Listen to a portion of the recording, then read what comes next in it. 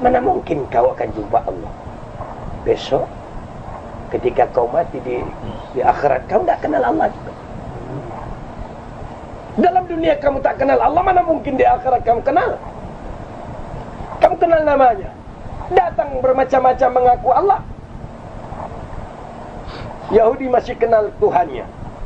Ketika ditanya siapa Tuhan kamu, Uzair anak Tuhan. Nasrani masih kenal Tuhannya. Ketika ditanya siapa Tuhan kamu, Isa Tuhan.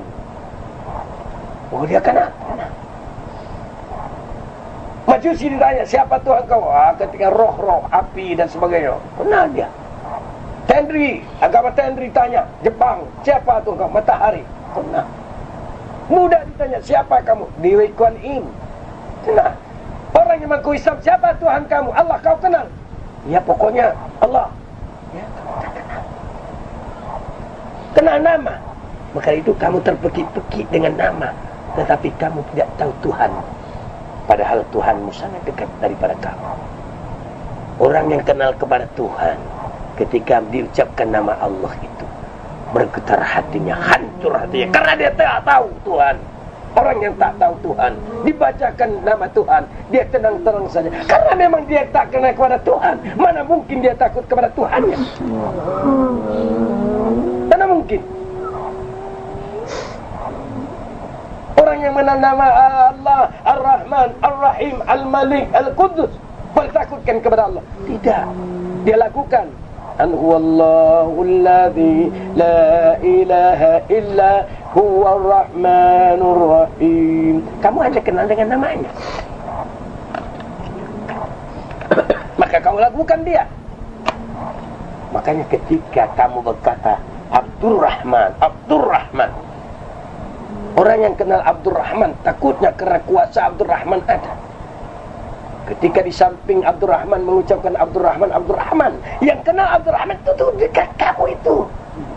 Ngapain kau kuat-kuat, bukan Abdurrahman, peka, tuli. Tak tuli Abdurrahman itu. Nah, takutnya orang yang kenal Abdurrahman ini bukan kepalang, tapi yang kenal nama Abdurrahman, biar di sampingnya Abdurrahman, dia tidak tahu Abdurrahman. Begitulah kamu kepada Allah, kamu kenal namanya dan ciptaannya, tapi tidak kenal kepada Tuhanmu sendiri. Maka mereka yang tidak kenal kepadaku di dalam dunia, kata Allah, aku jadikan mereka di kemudian hari dengan tidak bermata, sehingga mereka buta. Lalu bertanya kepada Allah, lalu dia bertanya kepada aku, kata Allah, ya Rabb, dalam dunia kamu ciptakan kami bermata, kenapa sekarang kau ciptakan kami dalam keadaan buta? Allah bertanya, untuk apa aku ciptakan kamu bermata? Dalam dunia pun kamu tidak kenal aku, apakah lagi di akhirat? Mana mungkin kau kenal kepada aku? Di dunia kamu sendiri tidak pernah melihat aku, tidak pernah mengenal aku. Maka itu kamu cuma belajar awaluddin ma'rifatullah. Awal agama, awal hukum itu mengenal Allah. Kamu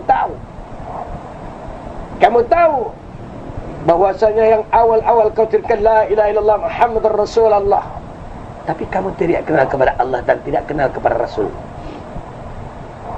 Untuk mengenal Allah dengan apa? Untuk mengenal Rasul dengan apa? Kamu kenal dengan sunnahnya, tapi kau tak kenal dengan Rasul. Rasulmu adalah metafisik kamu. Dia bermetafisik, dia bertubuh, dia bernyawa, dia bermata, dia bertelinga, dia bersifat, dia berakhlak. Ketika akhlak Rasulmu tidak ada kepada kamu, perbuatannya, sifatnya tidak ada kepada kamu, jelas kamu tidak kenal kepada Rasul. Kepada Allah juga demikian.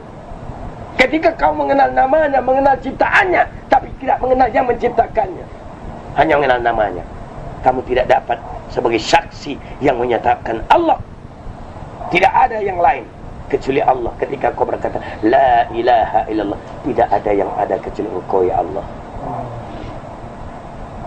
Diriku pun tak ada, karena diriku Engkau yang punya. Hatiku Engkau yang punya, nyawa dan rahasia kepadaku Engkau yang punya. Tak ada aku. Mana aku? Aku pun mencari diriku, tak jumpa. Semua Engkau punya ya Allah. Ketika engkau telah paham semua itu Allah yang punya, sangat mustahil kau tidak mengenal Allah. Ketika sarung, tahu bahwa di dalam sarung ada pisau yang sama bentuknya dengan sarung, tetapi sarung bukan pisau. Tapi sarungnya dibikin oleh pisau, tapi pisau tidak akan dapat dibuat oleh sarung. Ketika sarung telah diciptakan oleh pisau, maka pisau bersemayam di dalam sarung. Bergerak sarung karena pisau, karena dia menutupi pisau.